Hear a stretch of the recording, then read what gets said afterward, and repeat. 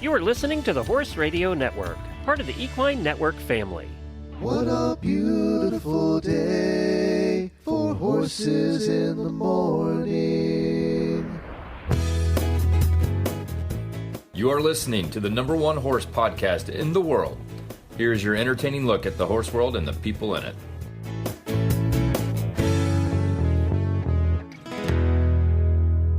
Good morning, I am Glenn the Geek in Ocala, Florida. And I am Allison Renborg in Murfreesboro, Tennessee, and you are listening to the monthly Equine Affaire episode of Horses in the Morning on the Horse Radio Network for October the 17th. This episode is brought to you by Equine Affaire.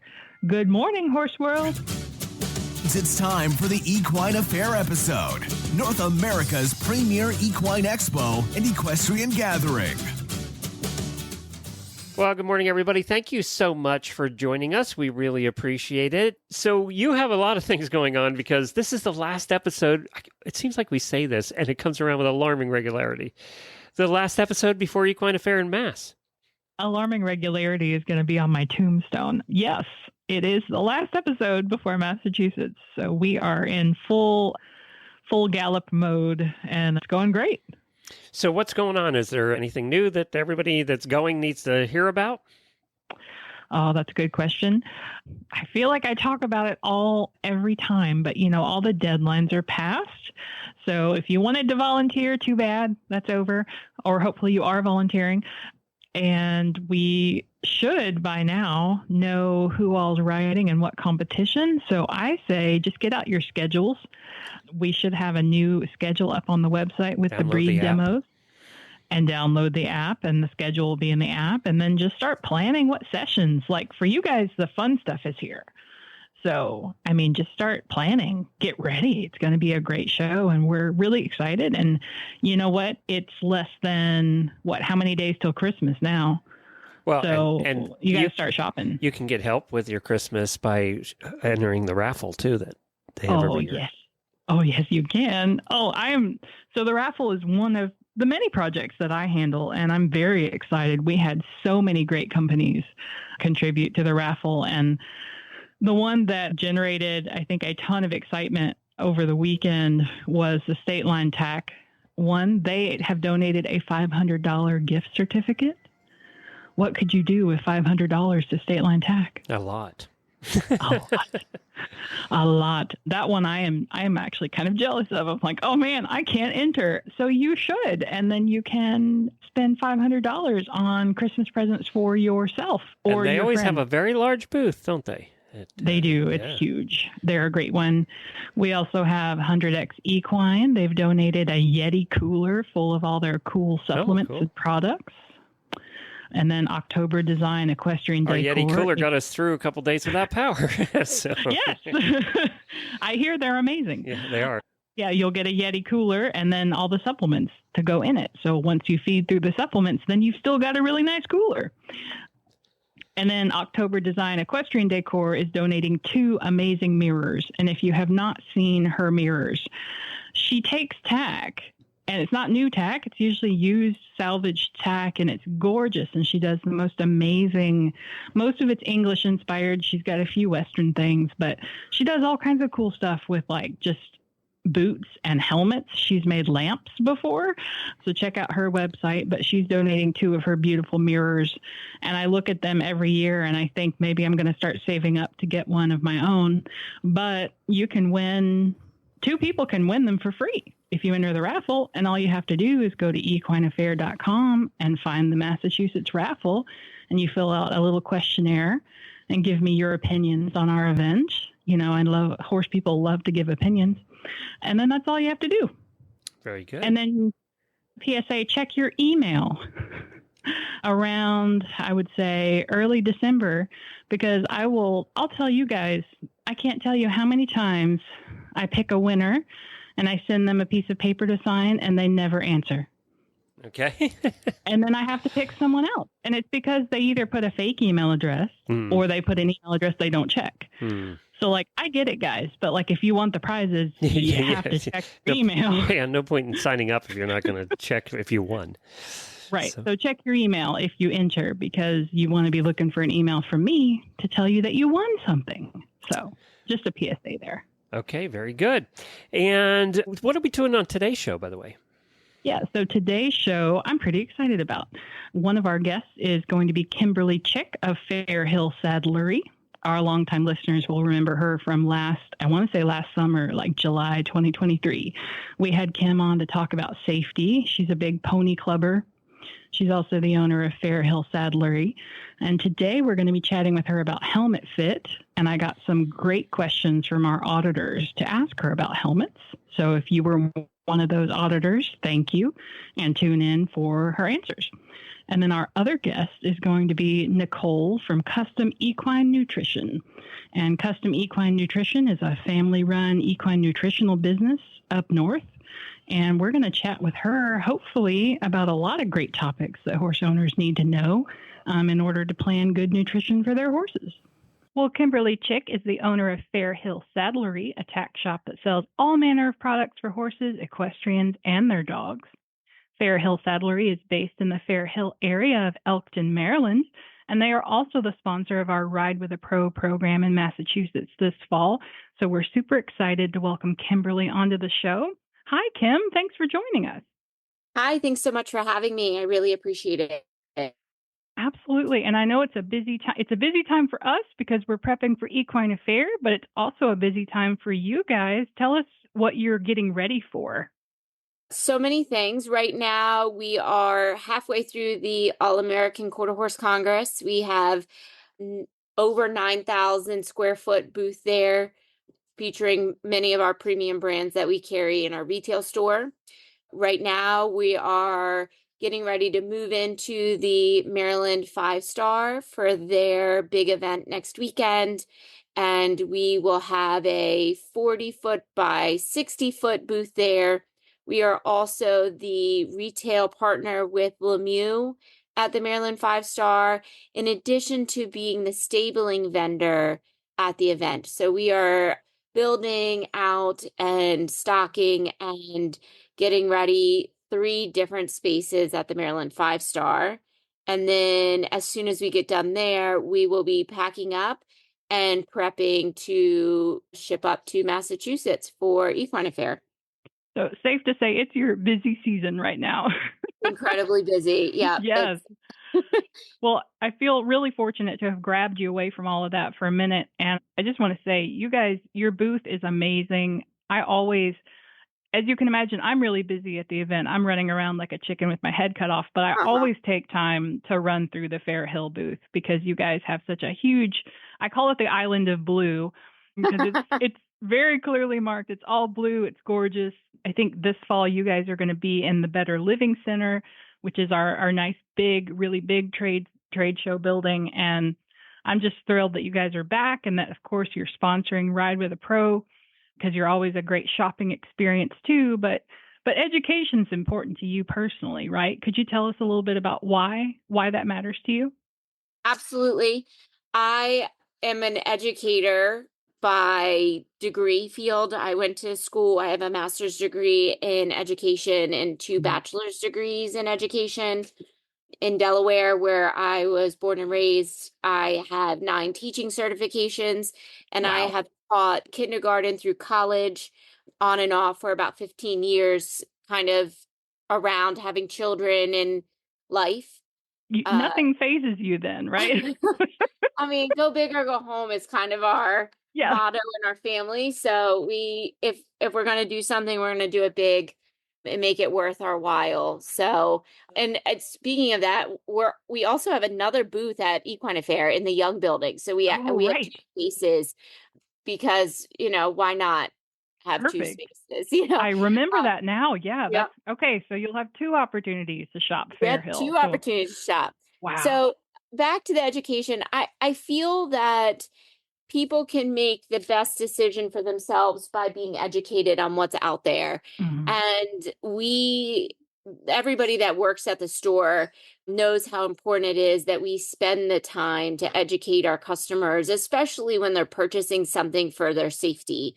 So whether it's a helmet or a vest or even footwear or safety stirrups, we feel that it's important to hold their hand through the process and show them all of the options and features that are available for whatever product that they're looking for, and then explaining to them why each product fits into their needs. So we're not going to recommend a dressage stirrup to an eventer that needs Right. something for cross country. And the amount of customers that come in and just don't realize, number one, that the options are out there for them to make those types of decisions. But number two, they don't understand or even know that there's features in a lot of these pieces of equipment that we've been using forever. And they just don't know that technology is constantly changing and new features are being offered. So we educate ourselves and we go through training with the various vendors and companies so that we can then share that information with our customers. I love that. I think that that's such an important thing, especially in the horse industry, because it's so easy to buy the wrong thing. But it reminds me, I was at a big box home repair store. I won't name them and call them out. And I asked someone to point me to the grout section because I have a piece of grout in my house that I need to repair. And she just said, yeah, it's over there somewhere. And so I go, and I don't know if you guys know anything about grout, but like there's all kinds of options for grout. I didn't even know where to start. I got there and I realized, okay, I have no idea what I'm doing and there's no one to ask. So I guess I'm not buying anything today. And I just imagine transplanting that experience to a tack shop or a giant booth like Fair Hill, and you don't know anything, but then you've got a friendly person who is not only friendly, but knows how to answer your questions. I think that's pretty cool. So I applaud you guys for doing that with your employees. I think that's so important. Yeah, thank you. I feel it's almost empowering to work with a customer and see the light bulb go off and know that you're making a difference in their safety and then in their life and their riding endeavors, whatever they may be. It's scary to think that some people don't have access to professional services. Like that's what we feel we're offering, and they're ordering safety equipment online and not necessarily getting the correct fit, and that can almost be more detrimental to someone than helpful. So hopefully, our opportunity to speak at Equine Affaire, I'm in a lot of social media groups where I try to support and answer questions, and I do a lot of Zoom meetings with people actually all over the world. If they have helmets in hand and they don't have services to help get fit, I help them with fitting just over Zoom. And it's just a passion to make sure people are safe. Well, and that's the cool thing about you guys. So we have you as a sponsor, but then I was really excited to see your session on the ins and outs of helmet fit happening in the Equine Fundamentals Forum. That's on Friday, November 8th at 5 p.m. Eastern in the EFF, which is going to be in the Mallory South. And it got me thinking, how could we bring a little bit of that to the podcast? So I actually asked some of our auditors group some questions to see if they had questions about helmet fit. And I thought it would be fun to sort of ask you those questions and maybe do a little bit of a Jeopardy style thing with you and quiz you on the spot. So are you up for chatting about helmet fit with us today? Absolutely. Let's go. Okay. So one of the questions that came in, and I thought this one was brilliant because us ladies, we love to have long hair, right? And so someone asked, do you fit your helmet with your hair up or your hair down? And does it matter? Like, for example, if you're schooling with your hair down, but you show with your hair up, is that going to affect your helmet fit? Absolutely. It's a brilliant question, and we meet this challenge regularly. Okay. Each discipline has different standards for hair and what the expectation is. So there's a lot of studies out there that kind of give answers both directions, that hair up is bad and hair up doesn't matter. It actually might provide additional protection similar to what the MIPS system does in a helmet. So the key is fit. If we can get hair up and the helmet fit properly and it checks all of the boxes that we look for helmet fit, then there's no reason why the rider can't ride with their hair up. There's some tricks of the trade to do that. A lot of helmet companies now are sizing their helmets where the external shell may come in a small, medium, large, and then within those three sizes, we can custom fit with liners. So I'll give you an example. I am in between a size 58 and 59. If my hair is up and it's a little bit longer, I need more space. So I'm going to ride in the 59. If my hair is down, I need the 58. So instead of buying two different helmets, I have two different liners. So if I'm riding with my hair up, I put in the 59 liner. If I'm riding with my hair down, I put in the 58 liner. So it's a great system, which is newer to our market, that allows people to accommodate their hair needs. There are challenges if people have extensions or, like a choppy haircut. We do work with hair nets and different sizing to accommodate people's hairstyles. And it's very important that those things are accommodated for. And that's one of the nice things why we're so hands-on, is to not only find the perfect fit, but also educate the consumer on how they can wear their hair comfortably and to meet the requirements of their discipline. So it is possible to ride with your hair up and safe in a helmet.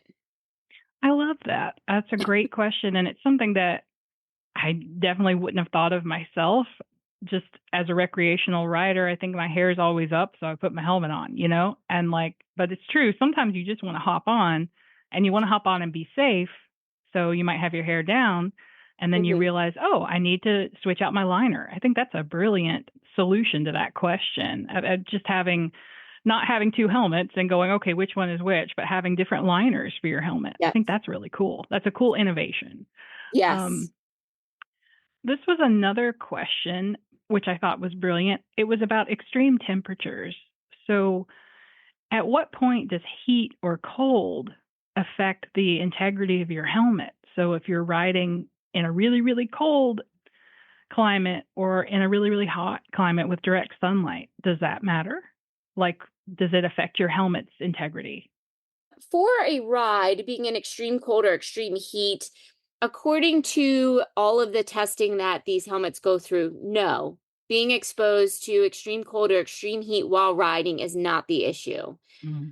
When we're talking about extreme temperatures and the exposure to helmets, it's a long-term exposure. For example, storing your helmet in your horse trailer and you live in the hottest parts of Arizona, that is going to really affect your helmet. And we've seen it in some of the chat groups on social media where maybe an air vent falls inside the shell of the helmet, or, there's some separation of the internal polystyrene shell and the external hard plastic shell. And that's truly due to a long-term heat exposure.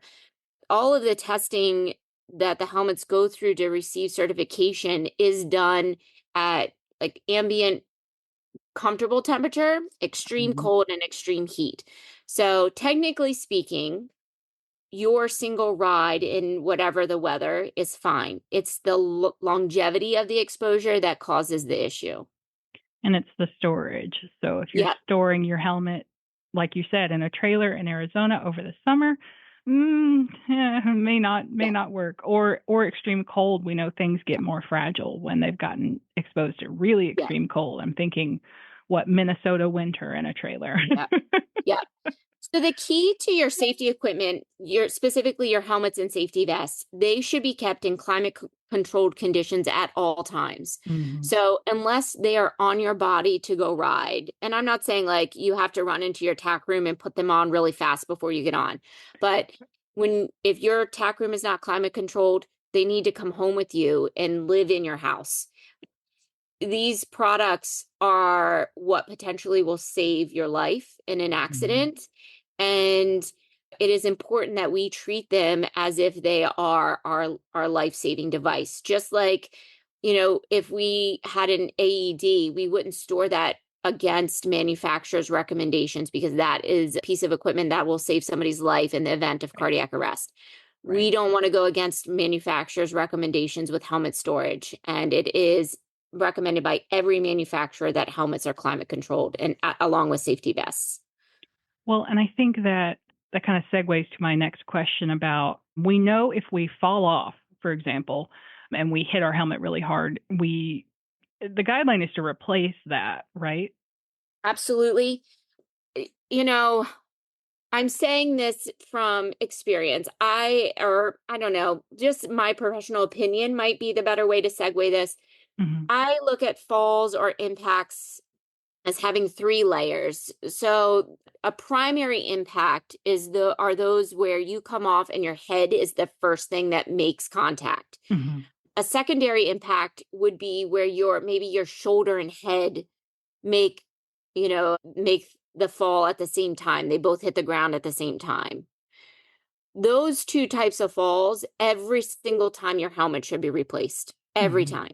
Yeah. The tertiary impact, this is the one where like maybe you're trying to mount and your horse moves and you lose your balance and you fall on your butt and then you're laughing and you lay back and your head touches the ground. Yeah. That to me is not a relevant impact. Or we see these riders who fight tooth and nail not to come off, and they've really slowed down the velocity of their departure from their horse, and they may come off and they hit their hip and their shoulder, and they're working really hard not for their head to not touch the ground, but they kind of give up the fight, but they're going so slow they just are laying down. That doesn't count. Yeah. We can't see the damage. The damage is happening on the inside of the helmet. Mm-hmm. The polystyrene shell that makes up the interior parts of the helmet are made out of a million bubbles. And what happens when you have an impact, kind of like that bubble wrap when you ship something, Mm-hmm. those bubbles are popping. So if one pops, okay, you have 1,000 others. But if you have a hard impact, that one area, all those little bubbles pop. So if you have another fall in that same spot, you may not see that there's damage there, but damage has been done and it can't protect you the next time. Right.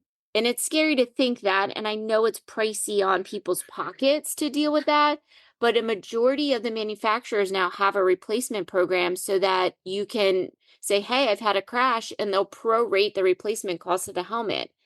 It's a great opportunity and it's limitless. So it's, Charles Owen isn't going to say, hey, we just replaced your helmet last month. I know you fell again this month. We're not going to do it. It's every receipt. Every time you make that purchase, they'll work with you to replace that helmet. And that just makes sense. Yeah. Just because you fell last month and you fell again, you should still get a new helmet, right? Yeah. So Yeah. I love that they're thinking, okay, horse people, we're gonna fall off. So then I was curious, what if you drop your helmet on a concrete floor? Like you're not wearing it, but you dropped it on the concrete floor. I almost feel like that might count in the tertiary, maybe the secondary, but I guess it depends on you were there and you saw how hard it hit, right? What's your opinion on that? So there's a difference if you're carrying it and your arm is hanging low and it slips out of your hand versus you have it up on a ledge and your horse bumps it and it falls off onto the concrete. Mm-hmm. According to the manufacturer, that is an impact and it should be replaced. And that is a hard pill to swallow. I have 3 kids and they constantly are careless with their safety equipment.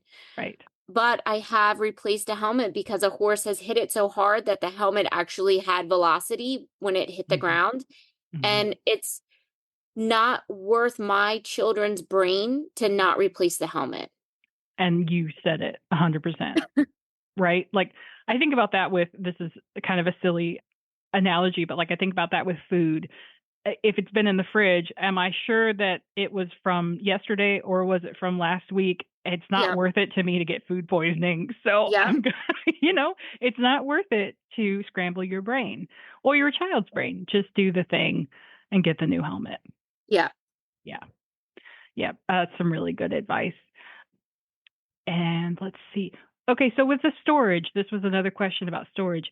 Should you store it, obviously climate controlled, we've covered that, in a helmet bag, hung up, resting on its top, resting on its bottom? Does it matter how we store it outside of the climate control?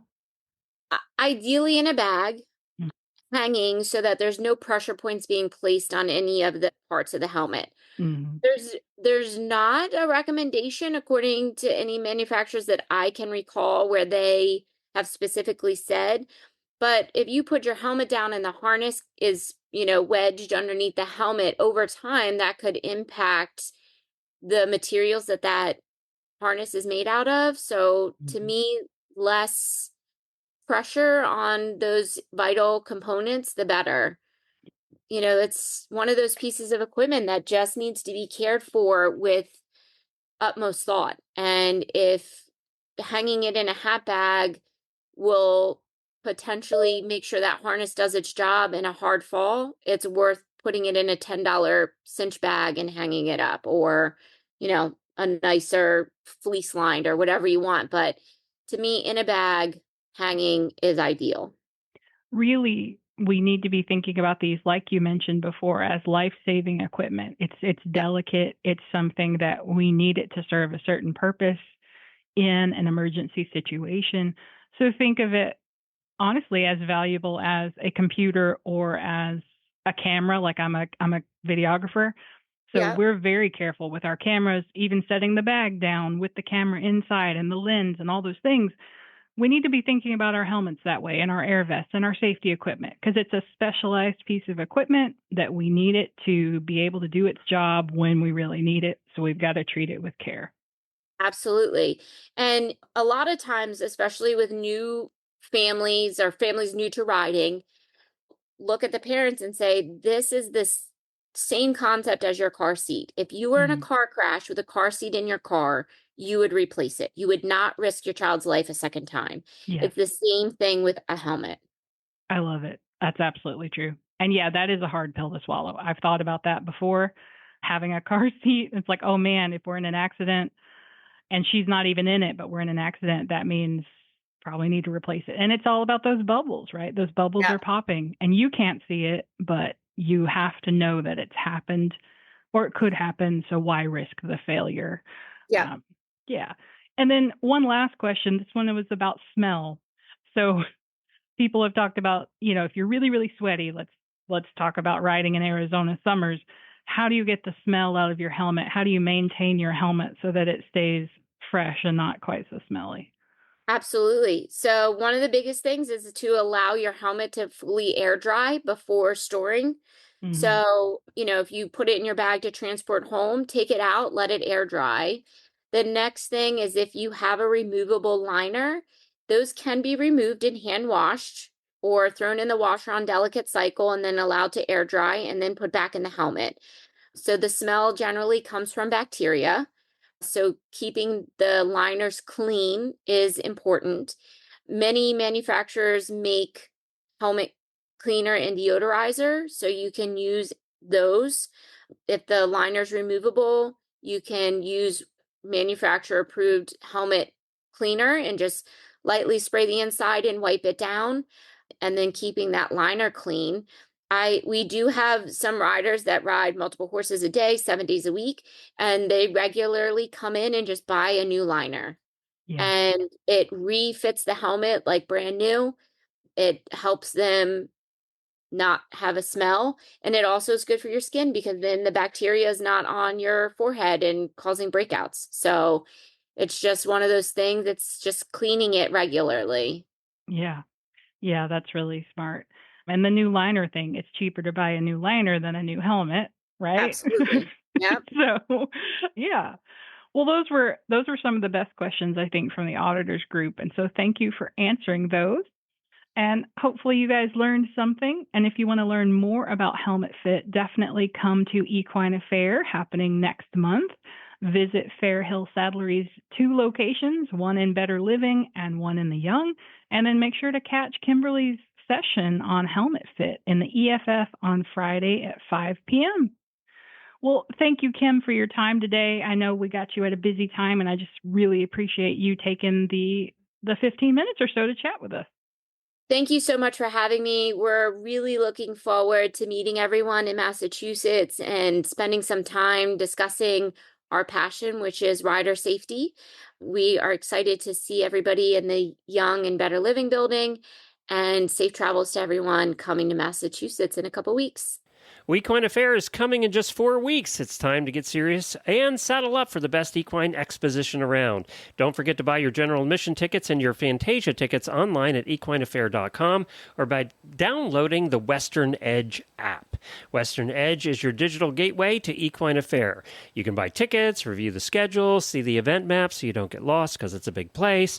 You can play fun games. Does the map show where the food is? Okay, It will. good. Because, horse husbands worry about that. That's important. You can play fun games on the app, and you can win fun prizes, all with the tap of a finger on your phone. Keep Equine Affaire in your pocket this fall by downloading the Western Edge app for iPhone and Android. Now that the countdown is on, more and more information will be available via the app, so check in often. Custom Equine Nutrition is the proud sponsor of presentations by Guy McLean at Equine Affaire in Massachusetts this fall, and we are also thrilled to welcome them to the show. Custom Equine Nutrition is a family-run equine nutritional business that started the way all the best businesses begin, with the search for a solution to a problem. Nicole Sicely is our guest today, and she's here to share all about Custom Equine Nutrition and a little bit about her personal journey towards a solution for one of her horses. Hi, Nicole. Hi, Allison. Thanks for coming on the show today. This is your first podcast interview, right? Yes, it is. Yes, I appreciate the opportunity. Thank you. We'll see after today if she does a second one with anybody, if she says, I'm never doing that again. Well, she's already going straight to the top by doing it with you. That's so right. That's right. She's already achieved that I'm pinnacle. nice. I'll be anymore. nice. I promise. Hey, we're talking about Cushings, and all anybody ever does is pick on me about my fat Hackney pony. So I better pay attention. So you started your whole foray into equine nutrition because you had a Cushing's problem, right? Can you tell us a little bit about that? Yeah, yep. My first horse ended up having Cushing's, PPID, and he is kind of what drove me headfirst into my love of equine nutrition. His name was Chance, and he was a Tennessee Walker, and he actually, our supplement for Mont Blend is a picture of Chance on the label. So it's my little tribute to him. Aww. But yeah, so he kind of paved the way for me, and I just fell in love with nutrition and how it can really benefit our horses. Yeah, and he started me going back to college for horse nutrition, and then eventually our company came to be. And all of our company kind of revolves around PPID and EMS. So everything on our website will be always safe for metabolic horses and horses with PPID. That's great because it's such a huge problem, especially in, our horses are fat. We're fat. So yeah, we run into this a lot. I feel like I always tell people it's so much easier to put weight on a horse than take it off. Like, yes. That's true of people too. Yeah. Yes. So how can we work to manage a Cushing's horse with our nutrition? What do we need to know? Okay. Typically for horses with PPID, there can be some really early symptoms such as top line loss. Sometimes you see the loss of top line before you see the standard symptom that we all relate with the long coat, or having a hard time shedding out in the spring. So usually, like if horse owner starts to see symptoms like that and the horses are around age 15 and older, it's kind of one of the tests that I always like to recommend that people do with their horse once a year. Once they're at that age, kind of 15, just add it to your spring vet appointment. Every year, just have your horse's ACTH levels tested, and then you work with your vet based on the results. We have 2 tests available. One is the resting ACTH, and then there is the TRH stim test, which is a more sensitive test. So if your horse comes back, so let's say your vet test and does the resting ACTH and the levels kind of come back towards the high end of the normal side, it may be a good idea to retest using the TRH stim test. just because it can be more sensitive and get you a more accurate result. And you're kind of one step ahead of the game, getting that early diagnosis. Yeah.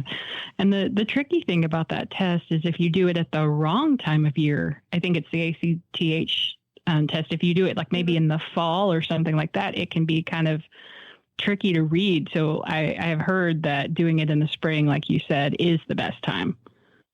Yeah. It can be tricky both ways. In the spring, the ACTH levels are naturally their lowest. That's why sometimes I do push the more sensitive test in the spring or recommend that. In the fall, yes, it's called the seasonal rise, where their hormone level naturally increases. Most labs have changed their results, what they call their normal range during that season. So I wouldn't shy away at this point in testing in the fall, as long as you're using a lab like Cornell that has that accounts for the seasonal rise.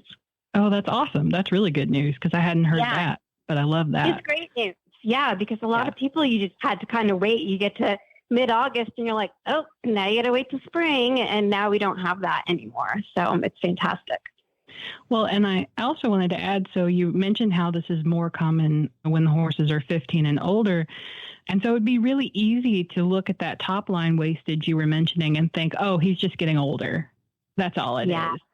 But it's important to pay attention to that and go, maybe it's not age, especially because they're living so much longer and they're working so much longer now. Maybe it's not age. Maybe it is something's wrong. Yeah. Yeah. Yeah, the top line was actually my first symptom with my horse Chance. I used to ride him bareback all the time, and I found myself having to get a thicker bareback pad, more thicker and thicker. And I'm like, okay, something's going on here. And so, yeah, that was my first symptom with him. But we do naturally think, oh, my horse is getting older. He's just losing top line because of that. And to shoot off to the left here, testing for PPID and vitamin E is another one that I recommend for top line losses. There would be like two things. If the PPID, everything's good there, I would encourage somebody to check for vitamin E too. Okay. And so let's say you do your test and you find out, yes, my horse has got PPID. What are some things that we can start feeding or start adjusting in their nutrition to kind of help slow that progress? Okay. So not all PPID horses are also metabolic. You kind of have some that if they're not metabolic, you don't have to worry about their diet as much as if they were also metabolic. That being said, you can have a PPID horse that does not have elevated insulin, so is not metabolic, but then in 2 years turns metabolic. So I like to be proactive and feed a diet that would be safe for an EMS horse right off the bat. Yeah. So we're looking for, the number one is your forage, low sugar and starch forage. And the only way to know is to test it. And it's super easy. I recommend Equine Analytical. And you just pull a sample and send it to the lab. And then you're going to look at the sugar and starch content of the hay. And ideally, the sugar, what you're looking for on the analysis is the ESC, the percentage plus starch. And you want those to be under 10% combined. Okay. And that will be generally safe hay for most metabolic horses. If it's above that, then I would encourage the horse owner to soak their hay to reduce it. So that's always the first step. It's 95% of your horse's diet is their forage. The next step is sorry. Oh, sorry. And I just wanted to add, so soaking helps leach out those extra sugars, right? Exactly. Yes. It'll help reduce the sugars. Yep. That's all. Okay. Yeah. And steaming, on a side note, steaming does not reduce that. So definitely soaking is the way to go to reduce the sugar. So the next would be their bowl feed, what you're serving morning and night. That also needs to be below sugar and starch. There are some really great companies out there now producing some nice products. High Gain Zero is a good one. Nuzu Stable One is also a really good one that's been around for a while. Both of those are available on Chewy, so now I'm just plugging other companies for you. Hey, Chewy is one of our sponsors too. So there we go. See, it all works. We're keeping it in the Equine Affaire sponsor family. That's all. That's right. Yeah, ironically, I just bought stall mats from another one of your sponsors. So we're like, nice. So you're in Massachusetts. Yay. Yeah. Hey, we got all the best people. Yeah, so the bull feed, a lot of people may just completely forego a concentrated feed and feed something like beet pulp instead, which is fantastic. It's one of my favorite feeds. Low sugar starch, so great for the hind gut. It's a natural prebiotic. I can't rave about beet pulp enough. So that's very safe. And then we just need to add in other nutrients that are missing from the forage. There's certain vitamins and minerals that are missing from forage. That if you're not feeding a concentrate that you'd want to supplement for the horse. Right. If your horse does have EMS, they should not be on pasture. So they're also losing out on a lot of the nutrients they get from fresh grass, such as their omega-3 fatty acids and their vitamin E. So that would also need to be supplemented in their bull feed. And, that's kind of like the whole package in a nutshell, it's like a checklist. Your hay, your bull feed, making sure your supplements and minerals and vitamins are all good to get, a safe base diet for your horse. Yeah. And then there are lots of, let's say your horses love treats and you love giving treats. There are lots of treats out there that are now being made for horses with EMS or for horses that need the low sugar, right? Yeah.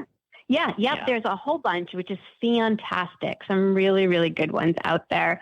I do encourage owners to actually turn the bag over and look at the label because sometimes, marketing's marketing, and sometimes it can be stated that a product is low sugar or low starch, and it may be low, but it may not be low enough.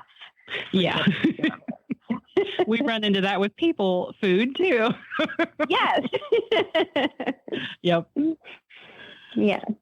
Yeah. And of course, finding other ways to show love. I mean, I know that for me with my horses, like I think, I want to show them some extra affection. I'm going to give them a treat, but start thinking about other ways to meet those needs. You're getting personal now. I'm upset over here. Well, it's just like my dog. I have a very fat beagle, and aren't all beagles fat though when you really think about it? I mean, she was sitting in my kitchen while I was chopping up roast chicken, and I just felt so bad. I had to give her a little tiny sliver. It was the eyes, right? The sad eyes. It's the sad eyes. How frustrated, Nicole, do nutritionists get with people like us who we know better and we do it anyway? Well, it's hard. Pulling your horse off a beautiful, lush pasture, it is hard. Because one, they're pissed. Make them happy. Right. And they're like, I hate you. What are you doing to me? But this is what I liken it to. Like, if you had a child with peanut allergies, you would not hesitate. Like, you would be right. No, you're right. You would do anything you could, right? Right. It's the same thing. So, yes, they may not like us because they can't have a Snickers bar, but... Well, and it's also so hard because the whole putting horses out to pasture thing is like so ingrained in the pictures we see, the photographs we see, the literature we read, everything. And it goes against every instinct we have to put them on a dry lot, right? Or to put a muzzle on them. And I have fought this fight with my mare who, she's pissed every summer when I put that muzzle on. She'll stand there and glare at me. My pony is too. He gets so mad. He goes over trees and tries to take it off. And I'm surprised he hasn't poked his eyeball out yet. Well, my mare won't do that. She'll just stand there and look at me and she won't move. And then you feel worse, right? Because you're just like, I'm killing your spirit here. I'm sorry, but you're fat and we need to work on this, But you're absolutely right. It's like a peanut allergy with your kid. You would do anything to avoid that stress and that emergency. And so we do have to think about it and rewire our brains when it comes to these horses that grass is not good for them, even though everything says that it is. Yep.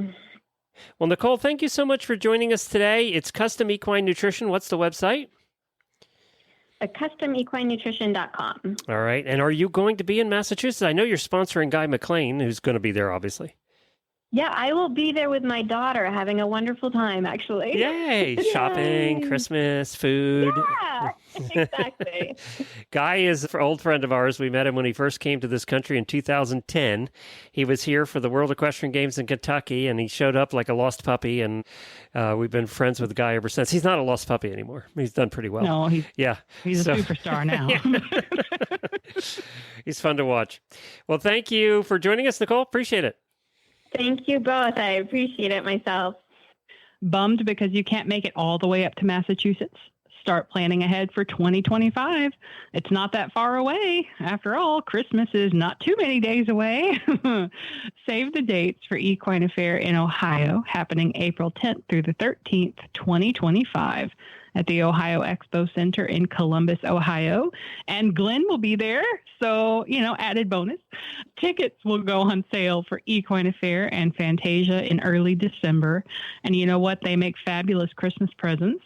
You'll be able to buy tickets on equineaffaire.com and via the Western Edge app. The best way to stay up to date on everything Equine Affaire is by listening to this podcast and by following us over on Facebook and Instagram at Equine Affaire. And don't forget that we have the Equine Affaire podcast as a separate RSS feed on your podcast app. If you just search for the Equine Affaire podcast, it'll pop up. It's also part of Horses in the Morning, but if you just want to catch up on all the past episodes of Equine Affaire, there's a lot on there, too, actually. So You can go catch up on all the past guests we've had and just find that by itself. You can subscribe to it at the Equine Affaire podcast. And Jamie and I will be back with brand new episodes on Monday. She'll be done with her clinic, and hopefully I'm done recovering, and so we should be back on Monday. Look for us then. We'll have another best of episode for you tomorrow. Thank you, Allison. Thank you, and we'll see everybody but Glenn at Equine Affaire.